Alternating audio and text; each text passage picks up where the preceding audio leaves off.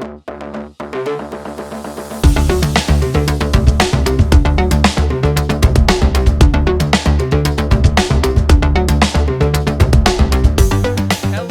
and welcome to the Almost Enlightened podcast. I'm your host, Alex Morin, and of course, this is a show about whatever I want. And what I want to do today is interview a terrific person, a really good friend of mine, an absolute rock star when it comes to advertising. Her name is Joelly Goodson. Joelly, welcome to the show. How, Alec, you're so how are kind. you? Thank you so much. It's such a pleasure to be here. I'm excited, and I just want to say first of all, congratulations on your incredible success with your not one but two podcasts. That's quite a feat. So I'm really excited to be here. Oh man, I am so excited to have you on the show for a variety of reasons. One of which, Jolie, is the fact that on this show, I have alluded to a former career that I've had throughout all of the episodes I've written, and I've never, ever really spoken about it. And you're the first person I will ever have on this show that's going to speak to this mysterious corporate life that I used to have. But I have an expert in the field, and I am so thrilled to be talking to you. So, let's jump into this, Jolie. You are a rock star. You create branding ideas for people. You do that through promotional products. Can you tell me a little bit about your job and what you do? Well, which job? I have many, but if you're talking about my branding, um, in my branding business, I basically help my clients create brand awareness with cool swag. That's how I Okay. sum it up. All right. And you are also an award winning podcaster, not just a podcaster, but an award winning podcaster, right? So tell me a little bit about the podcast that you started. When did you start it? Okay. Well, first of all, I don't think I've won any awards yet, but I have been ranked on some pretty prestigious lists. So I'm pretty excited about that. I was on Good Pod's Top 100, bunch of different ranks on there. And then for another one, I can't think of the name, but it was one of Canada's 10 best podcasts. I was number 4 on there. So that's pretty exciting considering this was just a hobby that I started. The impetus for me starting it, keeping it nice and short, a couple of years ago, or sorry, yeah, 2 years ago, actually, I did a presentation it was an online webinar, and it was about branding. And because my background, I used to work in advertising. And so I have a lot of marketing and branding experience that I bring when I in my swag world. So I did this presentation and it was to a women's group. And after the presentation, I had a couple of women reach out to me and asked me if I did consulting, which I didn't. But I was curious to ask why. And they basically said they were two different women, but they had the same story. And their stories were they were working for a corporate company. They both got laid off, and they were both forced entrepreneurs, and we're starting a new business. And everything that I talked about in my presentation, they found not only interesting, but they really had no clue about what it meant to start a brand, what it is to have a brand purpose, all things to do with branding. And so because they're having a business, they wanted me to help them. And I didn't have the time to help them, but I told them, I said, well, I can help you if you have any questions. But I went away from that thinking, okay, these are two women in a small group. With COVID, as you know, there's been so many forced entrepreneurs in the Hmm. marketplace. And so I thought there's obviously a lot of people that are probably struggling with this. And I also saw on social media, everybody's on social media trying to sell something, and there's all these new businesses and popping up, and people don't know what the hell they're doing. I was saying to my boyfriend, like, people are vomiting all over social media, right? And they're like, buy my product, buy my service. So really not understanding the importance and the value of branding and social selling. And like literally he just said to me, he goes, oh, well, why don't you start a podcast? And I kind of laughed Mm. and I was like, oh, right. I knew nothing about podcasts, but that's me. I jump first and then figure it out as I go. So I was like, okay. And I decided to do it because I thought it's a great way to help people on a global scale because, the pandemic was a global issue and people were struggling with financially and with their businesses all over the world. So I thought, okay, well, that's a great way to reach everybody, and came up with the name Branding Matters because it's that double entendre. So it's all things branding. So everything from a brand, what is a brand, creating a brand, your brand purpose, your brand voice, your brand strategy, to swag, obviously, to also branding matters. If you're someone who is either starting a new business or you're in business, you need to first figure out what your brand is. And then Mm. through you figuring out what your brand is, then branding is a way to get your consumer to fall in love with your brand. And so that's that double entendre. Ooh, I love that. Hey, talk to me about defining a brand. When you do that, you must work with a variety of different customers, people that have no idea about their brand and other people who they know everything about their brand. In working with the first part, the first people that don't know much about their brand, what kinds of questions do you ask to try and figure out the essence of their brand? And what is a brand, Jolie? Well, that's an excellent question. And when people ask me, you say you're a branding expert. What's a branding expert? I mean, my expertise is swag, right? I've been doing that for over 20 years. Hmm. But because of my advertising and marketing background, and I have to tell you, Alex, honestly, so I launched my podcast January 1st, 2021. So it's been just over a year. It's been a huge learning curve, and I've learned so much, right? I feel like every guest I bring on, because I bring on leaders from all over the world in different industries, I've had private tutoring and it's helped me grow. So what I've learned this past year is, your brand is really, it's not tangible. It's, just Jeff Bezos' famous quote, your brand is your reputation. It's what people say about you when you're not in the room. You don't really have Mm. control over your brand. I mean, people decide they want to start a business. I think when you figure out what your purpose is, that's a good starting point. And then telling your brand story about who you are, just like you asked me about my podcast, that's my story. And then, so your brand is really what people think about you and how people feel about you, right? When you think of big brands like Nike or Apple, how do you feel as soon as you hear those, right? It's not necessarily that you're in love with a computer, but you're in love with the whole ethos of everything that Apple stands for. So, Hmm. does that answer your question? Yeah, it does. And how does an entrepreneur actually determine what people are going to think about their brand? Like, what steps can you take as an entrepreneur to get people to think about you when you're not in the room a certain way? Awesome question. That's where branding comes in, because Okay. branding is how do you inspire your audience, the consumer, to fall in love with your brand. And Aha. that's how you do it with everything. I mean, encompasses everything, right? It could be your website, it can be your logo, it can be your brand identity, your business card, your social media profiles, whether you're on LinkedIn or Instagram. It's your brand voice. How do you come across to your audience? How do you speak? How do you look? How authentic are you? What are your values? All that is your branding and your swag, obviously, right? I mean, swag is about creating brand awareness. And then connecting with your when you connect with your audience, so finding out, once you figure out what your business is about and who your brand is, who is your consumer, who are you targeting, and be really, really specific. Know their socio psychographics. Sorry, know, like, what Hmm. do they like to do, where do they like to hang out, what kind of music do they listen to. I was talking to someone the other day about it. Create an avatar. This is your avatar. Call her Sue. What does Sue like to do? Where does she hang out? What does she wear?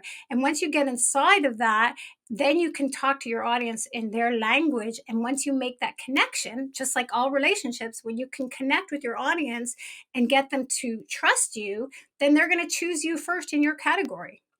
Ah, I see. Could you say that a brand is somewhat like a self image?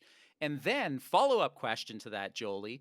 Could you potentially say that I create my self image, or my self image is dictated by the fictionary avatar that I am trying to market to?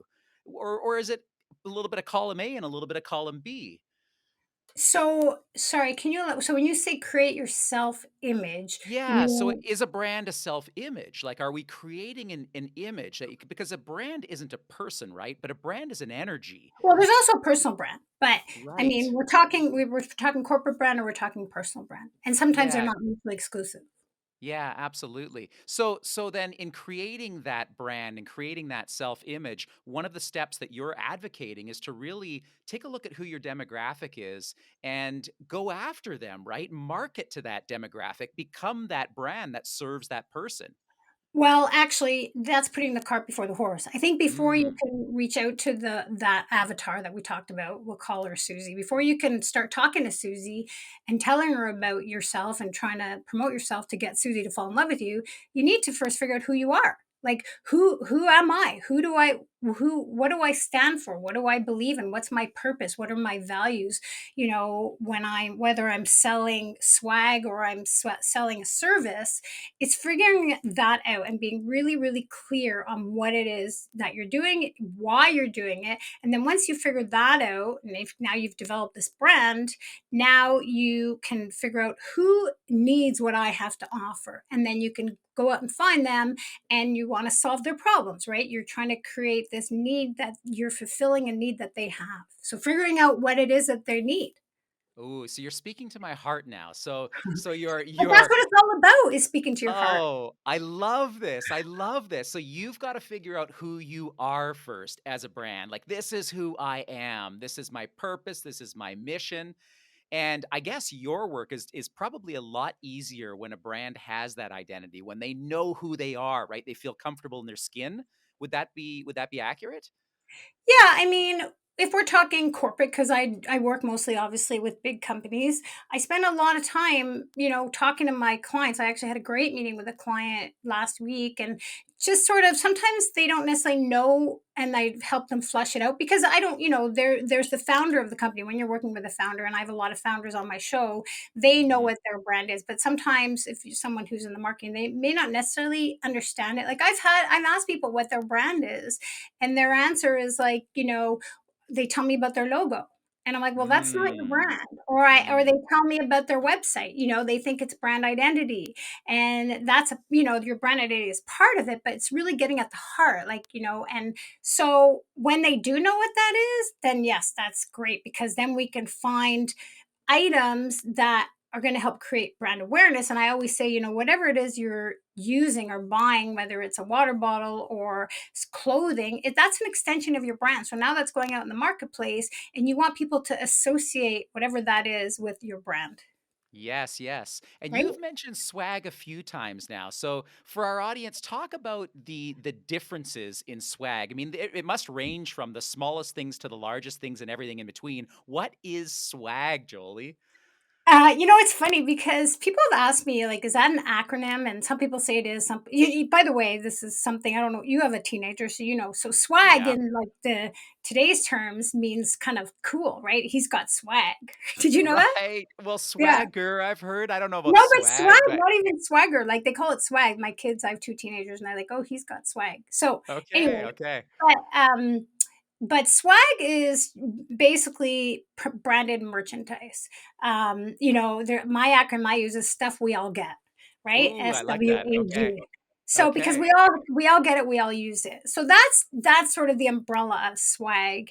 Um, and there's millions and millions of products out there, but I don't like to, when I meet with people, especially new customers, I don't say I sell products, right? Because it's an experience, and again, that's part of branding, is it should be very experiential. So it's more than just, here's a water bottle, but I'll sit down with my client and I'll say, let's take a water bottle. But and I did this again with another client. We talked about, they just created a new mission statement that's really powerful, and it actually is super cool. And we're putting that on some stuff that they're ordering, to really, that personifies what their mission is moving forward.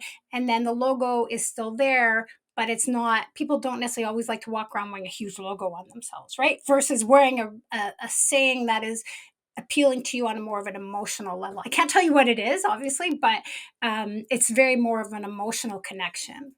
I'm so intrigued by this concept. I love that you go through this whole process with people. So, Oh what's yeah. what's the art of that? When you sit down and you're actually discussing, say, a mission statement, what are you doing? Are you saying, "Oh, I have some ideas for you?" Are you asking if they have ideas? Do you look at different product categories? How do you actually begin to narrow down the millions of choices of product solutions that exist out there to find the right variety of a small variety of solutions that might work for the brand?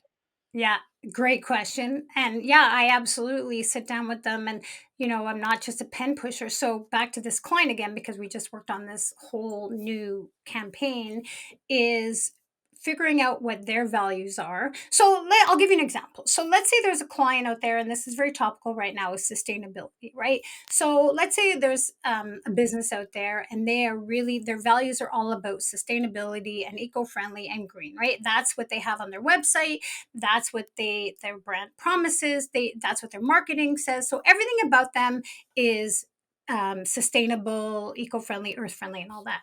So sometimes if they, let's say they have a tagline that says that, and then so taking that and then finding products, because our industry is now not quite where it should be, but it's definitely gone a long way as far as lots of sustainable products, lots of eco-friendly Mm. products, right? So finding the product that is going to match all the values of the brand and then bringing them together. And so they're putting their money where their mouth is. So they're not saying they're now everything is eco-friendly and sustainable, but they're giving out, plastic wrapped in plastic, like they're going to have products that are going to be sustainable as well. So it's all encompassing what their brand stands for. Does that make sense? So, yeah, it really does. And you mentioned the notion of sustainable products. Are there lots of choices these days when it comes to sustainable products? And are they really sustainable? Well, I would say that's a good question. There are more and more sustainable products coming out every day. There's a big misconception between sustainability and eco friendly, right? So, something can be eco friendly in the sense that you can have a water bottle, and I keep saying water bottle because I have mine sitting on my desk here. So, you can have a water Awesome. bottle that's, let's say, made of plastic, right?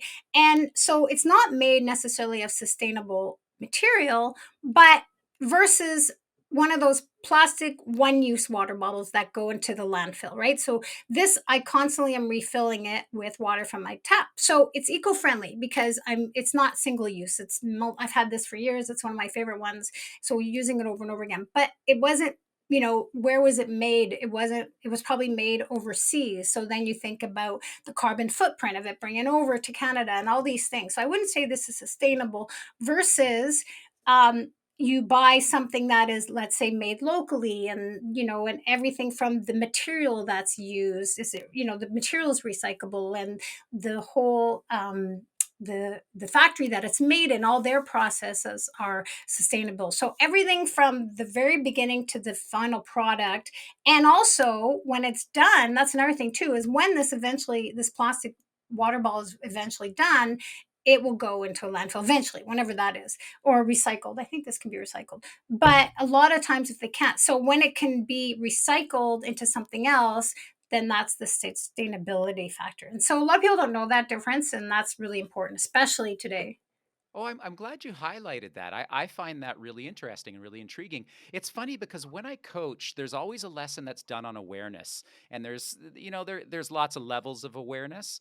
And what we want to do is identify where we're at on an awareness perspective with whatever we're doing in life. And the goal is to really raise your level of awareness over and over again. So I suppose it's probably the same thing when it comes to branding, right? And especially for companies that want to get into eco-friendly and sustainable ideas, it's like, okay, well, here's a great start. Instead of you guys using tons of plastic in your lunchroom every day to fill up your water, why don't we do reusable bottles? They may not be totally sustainable, but it's going to take you in the right direction. And then when you're ready for it, let's start sourcing some actual drinkware that is biodegradable, that's made Yeah, here locally, right? So exactly. do you do, Biodegradable. Yeah. yeah.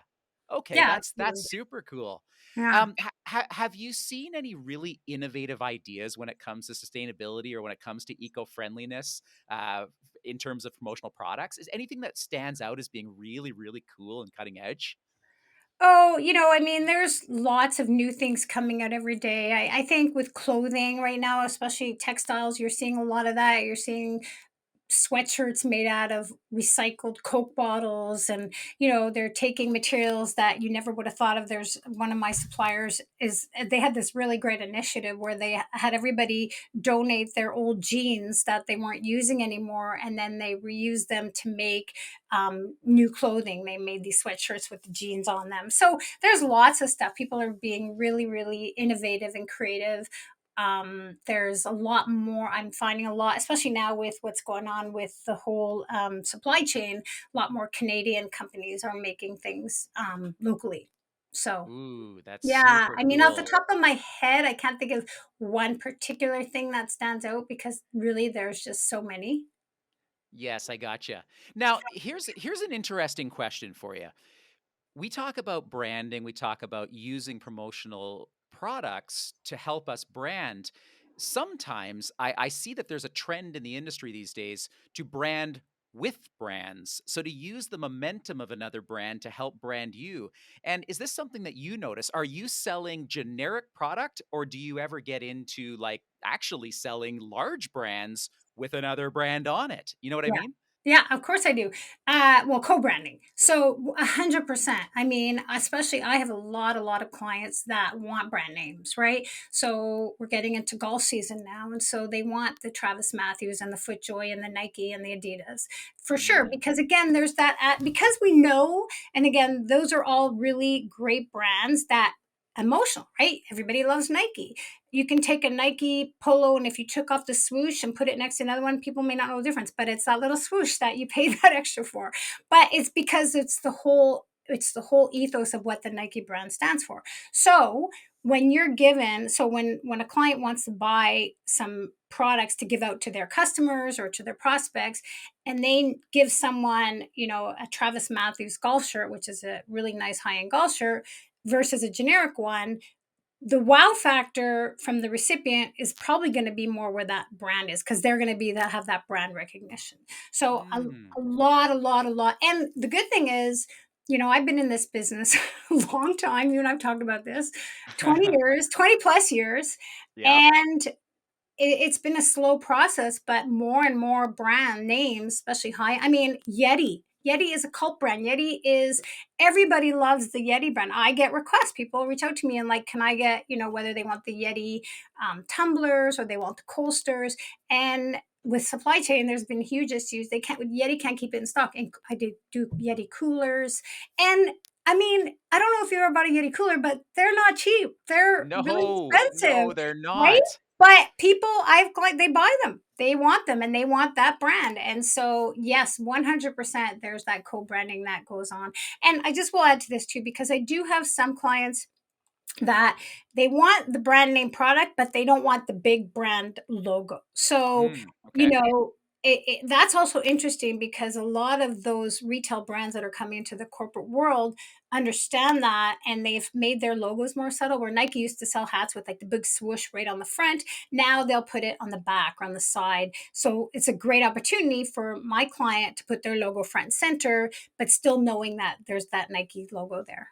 Ooh, that's really good news. Yeah. Now you just mentioned that relationship between your supplier, because you've got to get the product somewhere, and you, the distributor, and then of course your customer, the end user. So how interdependent is this entire system from consumer to distributor to supplier? Are you all working in tandem? Like, tell me about the relationships that have to exist in order for you to be unbelievable at what you do. 100%. I mean, of course, it's all about relationships. Everything in life is about relationships. Business is no exception. I'm a relationship person. I think you're a relationship person too. I think we've already established we have a lot in Yes. common. We've known each other for a long time. So I I'm very fortunate. I love my clients. A lot of them have become friends of mine. I'm not everybody's cup of tea. Let's be honest. I'm very blunt. I'm very honest, maybe to a fault someday. I don't have a filter a lot of the time. So I'm very straightforward. So that might turn some people off. I mean, I'm completely honest. I never BS my clients. I own it when I screw up.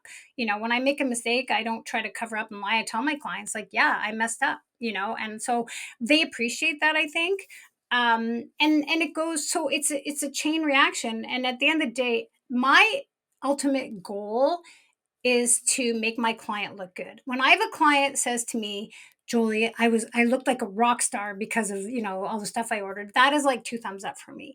And the only way that I can deliver that is for people like, so you used to be one of my suppliers. right? So it's Mhm. my suppliers, it's my partners on the back end that make me, so they help me look like a rock star. I help my clients look like a rock star, and we all win, right? So it absolutely, we're all connected. And if I didn't have the amazing suppliers that we have and the support system, I wouldn't be able to offer what I can offer to make my client look good. So Mhm. yes, Mhm. 100%.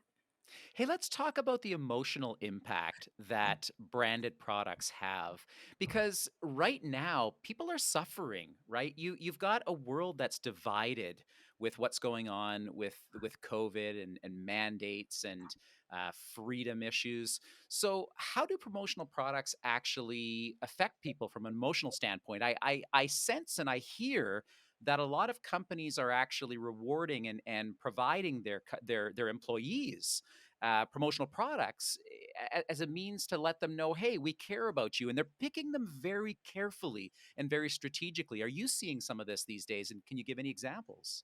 Oh yeah, 100%. I mean, yeah, it's been really, really tough for most people. I mean, some people not as much, but for most of us, we've struggled one way or another. Hmm. And especially at the beginning of the pandemic when we were all segregated and people, I mean, I've always worked from home, so it hasn't impacted me in that sense as much, but people who've always are used to going to the office all the time and seeing their colleagues, and now everybody's dispersed all over, sometimes in the city, but also across country, sometimes across continents. And so the way that promotional products have really helped keep people connected is we do these kits now, and we started doing them when COVID first started, and I think they're going to continue because they're a great way. So for an employer to send out a little gift package, a little care package to all their employees with, a few little things. I mean, we've worked with every budget, some are big, some are small, but it's not so Hmm. much what's inside, right? It's so much that it's the intention and the message. That so when you say, we're all in this together, you're backing that up, like, here is something, we care about you, so I've done gift packages where they're delivered directly to the employee's home, and they've got, maybe there's some food, some comfort food, and some things with their name on it. People love personalization, especially me, because you don't see Jolie on a lot of things. So whenever I see something with Jolie on it, I love it, because growing up, I never saw my name on anything. So having personalization, having a little, so this little care package, it goes so far because it makes you feel valued, right? And we're living in a time, they're calling it the great resignation. People are quitting their jobs left, right, and center. So now more than ever, employers really need to not just tell their employees that they mean a lot and that they care about them, but they really need to step up and show them. And this is a great way to do that. Yeah, without question. Hey, how has the nature of promotional products changed with regard to sophistication? There was a time when I started where we sold bags and that was pretty much it. And then we Right. started to see technology make its way into promotional products. Do you see more and more of that every day? Like you must have seen some great advancements in the different types of products that are available to people. Well, yeah, I mean, definitely technology is huge, just like it is in the world. I mean, I think that for the most part, the promo world tends to follow the retail world, right? Mhm. Whatever trends are sort of happening out there in the real world, the promo world usually follows suit. So technology is huge. Chargers, cell phone covers, laptop skins, speakers, Bluetooth speakers. And again, it's really interesting as how the world changes, how the products change. So with everybody working from home, or have, since COVID hit and we're all in lockdown and now it's opening up, but so home products became super popular. So things like blankets and Bluetooth speakers and kitchenware and things that you're going to use around your house that I didn't really do that much, 3 4 years ago, right? It was more office, but now it's really home and stuff like that. So it's funny how the trends change. It's funny, as I'm talking to you, like selfie lights, right? People are doing Zooms all the time. So, those selfie lights and microphones and or earphones, all those kind of things, because we're all on Zoom. So yeah, it's Yes. funny how we tend to use what we need. And to me, I just want to say I'm always a big proponent of, I never will try to sell something, or never sell, but I would never suggest something to a client of mine if it's not useful. So no matter how cool and different and funky, if it's not useful and it's going to just sit there, I'm not interested. And I know my clients aren't, and they much prefer things that they are actually going to use. Yeah, yeah, I think that's the right way to do it, obviously, right? We want to make sure that what we're providing the customers has a usage and is gonna really turn the needle. Hey, let's switch gears for a little second and let's talk a little bit about your podcast. I really want to get into this podcast Oh, of do we yours. have Oh, to? we must. I love your I'm kidding. podcast. I think you bring on tremendous guests. I think you ask insightful questions. It's called Branding Matters, correct? Yeah. And people can find it where? Oh, where can't they? It's everywhere. It's on Spotify. It's on Apple Podcasts, Stitcher, um, Amazon, everywhere. It's badass. It's Branding Matters, badass banter with Jolie. So fitting, so cool. And Because it is I'm the badass. branding badass. You are absolutely. So I share a similar experience with you in the sense that at around the same time that you were starting your podcast, I was starting a podcast as well. And I didn't know what it would turn into, what it would be. And I have fallen in love with it. And you said something at the beginning of this particular episode, and you talked about the opportunity to learn every single time you're on your own podcast. Tell me what that feels like. Is that something that gives you even more joy when you think about your podcast, when you're working in your podcast? How does it feel? It's amazing. I mean, you and I share that. And I think a lot of I think, it's like this podcast group, and unless you're in it, I don't think you really get it, because I've talked to other podcasters and they say the same thing. I do it if nobody was listening. Because really, I mean, I think you can tell I'm very passionate about branding. I can't get I love it so much. And so I get to sit down with incredible, smart, interesting people like yourself one on one for an hour and talk about a topic that I'm super passionate about and that they're super passionate about. So, how does that not fill me with utter bliss? I love it so much. And especially, with the pandemic, sometimes the only people I see every day was like my two kids and my boyfriend, right? And so you don't get to talk to many people. So sometimes it's just such an amazing experience. I can't tell you how much I love it. Well, I mean, you can relate because you do as well. Yeah, I love it. It And I've is learned so much. Sorry. yeah, I was just gonna say that Yeah. it becomes like a child, doesn't it? Like you watch it grow, you nurture it, you give it energy, and it just flourishes and it turns into things that you never would have expected. And you have two kids. How old are they? Yeah. 18 and 15. So Alex, I have to ask you, have you ever had anybody say, okay, enough about the podcast already? I haven't so Oh, I have. far. No, I have. have you? It's like, okay, totally enough. So I mean, that's how much I love it, right? You talk about, people talk about their child and brag about, and I don't brag about it. I talk about like what happened and what we talked about and the experience and what I learned. And it's like, okay, mom, we get it. Well, I think it's important that people understand the joy that it brings to you because it's inspiring when you see and you hear an episode like this one and you sense that genuineness, that absolute love. I think it gives us hope that each of us, all of us, can find something in life if we haven't already that really, really just makes us want to wake up in the morning. I'll bet if you could do this for the rest of your life, you would, right? Like if that was the only thing you could do, would you? Well, who's listening? No, I'm just kidding. No, you know what? I mean, Oh, I put you on the hot seat. no, I you don't no, have to answer that no. question. I'm totally kidding. Are you kidding? Everybody, you know what? Everybody at work supports me with my podcast. Everybody supports me. I'm just totally joking. Yeah, I mean, I love it. Whether I would do it for the rest of my life, who knows, right? I've learned a long time ago. You never know what the future is gonna bring, but right now, I love it, and tomorrow if I'm still loving it. As long as I'm still loving it, I think that's like with anything in life. I mean, I have been in the promo world for over 20 years, like I said. Why? Because I love it. I mean, you hear me talk about it. I'm super passionate about it. I love helping people because I love using my creativity to think differently and not just, supply my clients with the same old, same old. So I love constantly challenging myself and challenging my clients and being sort of a consultant for them, not just selling them product. So I wouldn't do it for as long as I've been doing it if I wasn't, passionate about it. The day that I stop and the day I don't like it anymore, I'm out, and the same thing with podcasting. If it gets to the point where it becomes tedious and not enjoyable and it's not filling my soul anymore, then I'll stop. So whenever that Mhm. is, I have no idea.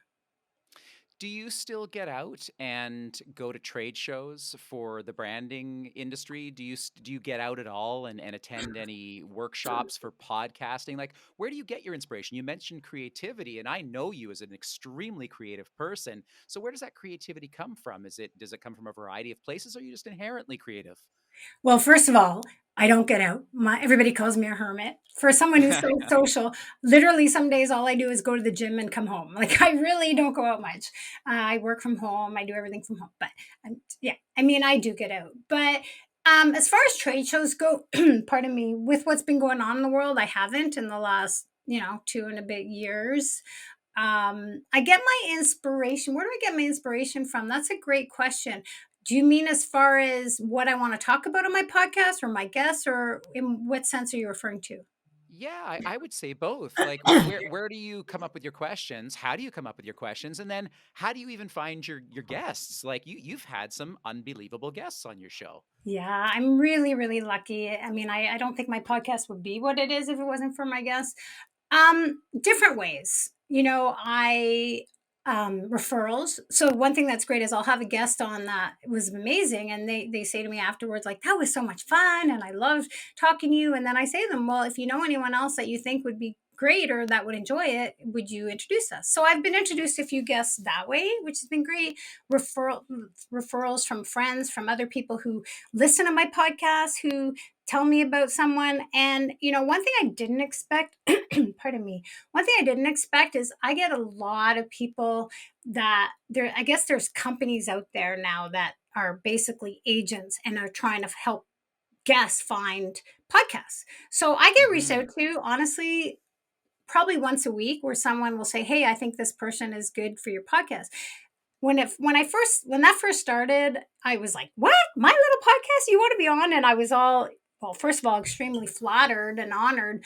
And I wasn't really sure how to handle it because, back to the whole brand thing, I really have to be true to my brand, and I have to stick with my brand in the sense that what is my vision for my podcast and how do I want to be? And part of that is the guests that I bring on, right? So there might be guests out there that are amazing and super successful leaders in their industry, but they don't fit my brand of my podcast. And so having to say to someone no, I didn't know what to do. And I remember reaching out to my older sister and I go, I don't know what to do because people are reaching out to me. And she helped me sort of be very honest and forthright. And I reply to all my messages. I think I do most of them, if not all of them, because I hate when people don't reply to me. So I make a point of always replying and just being really honest and sincere and letting them know. So yeah, they reach out to me a lot. Another thing that I do is, again, I always try to keep my finger on the pulse of what's going on in the world. So with branding, I read tons of all the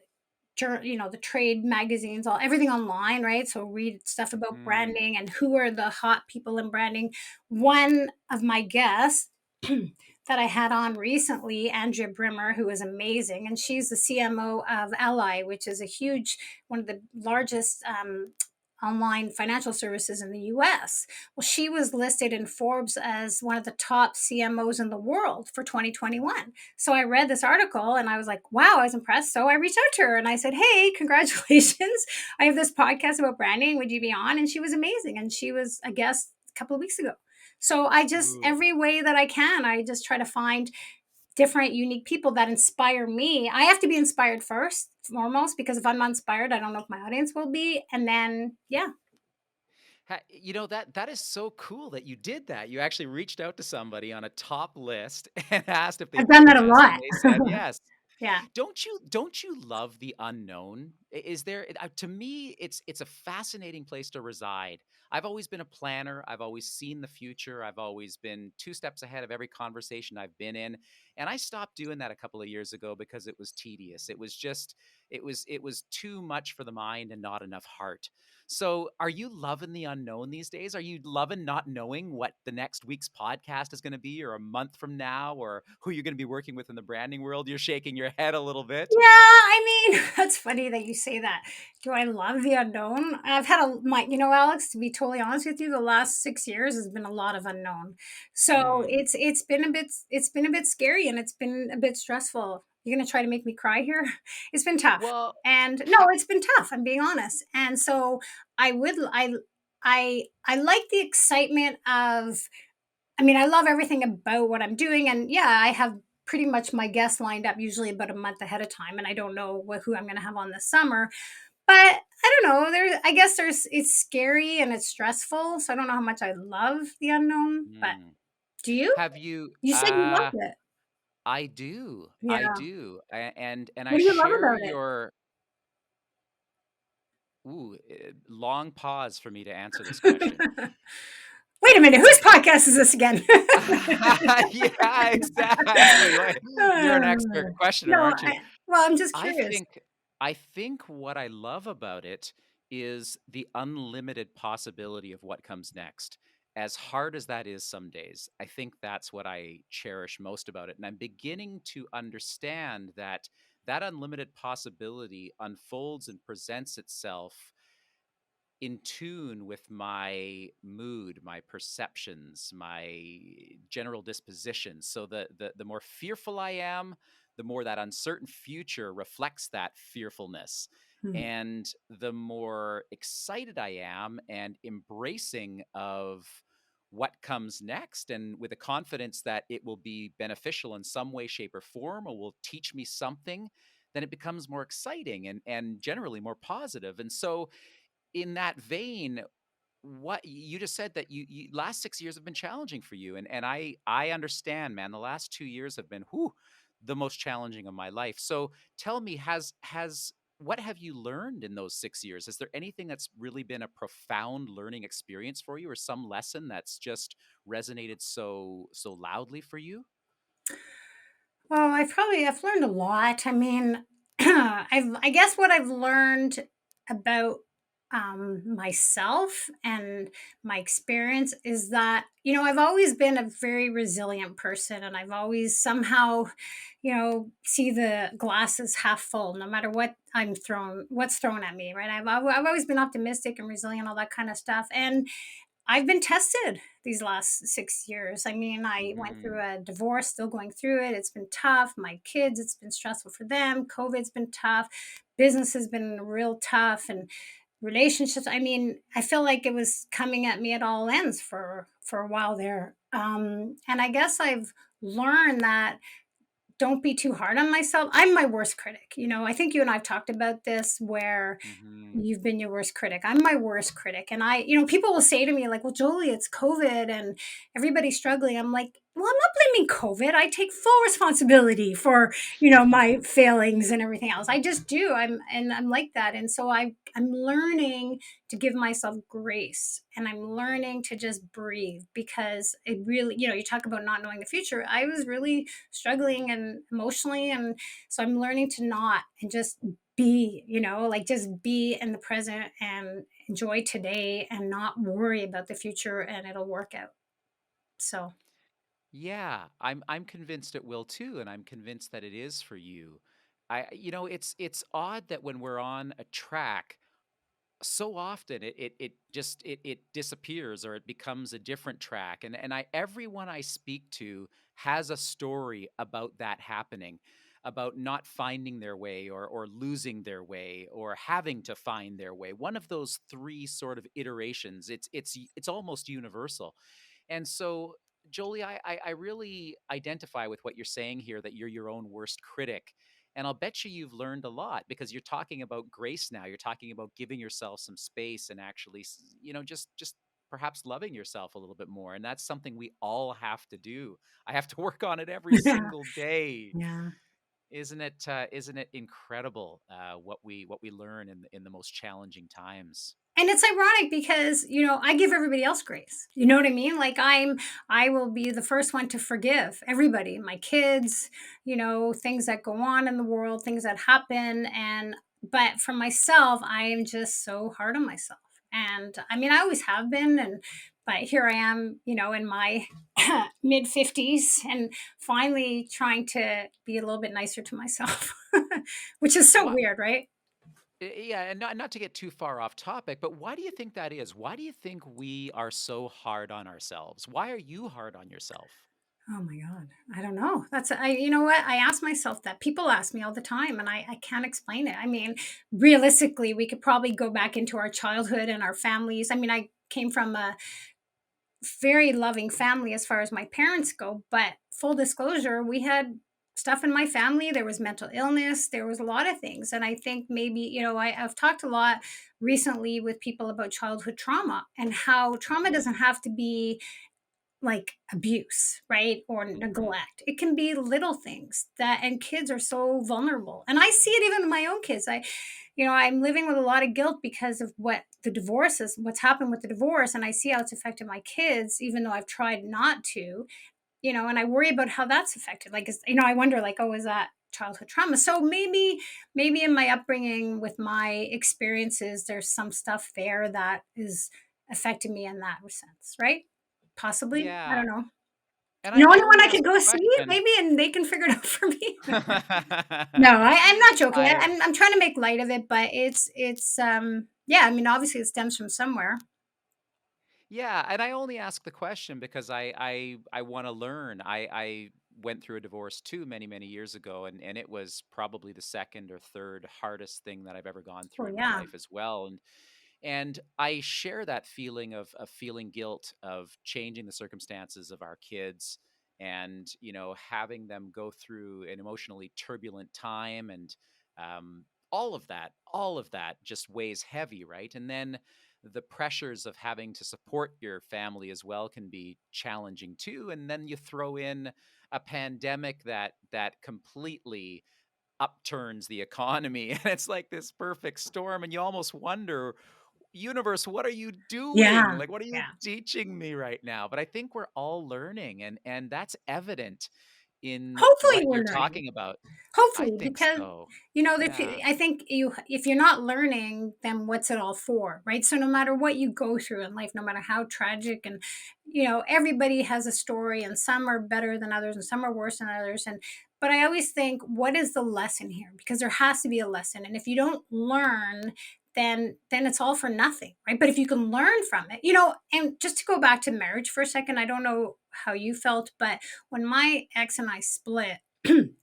I told we were together 13 years.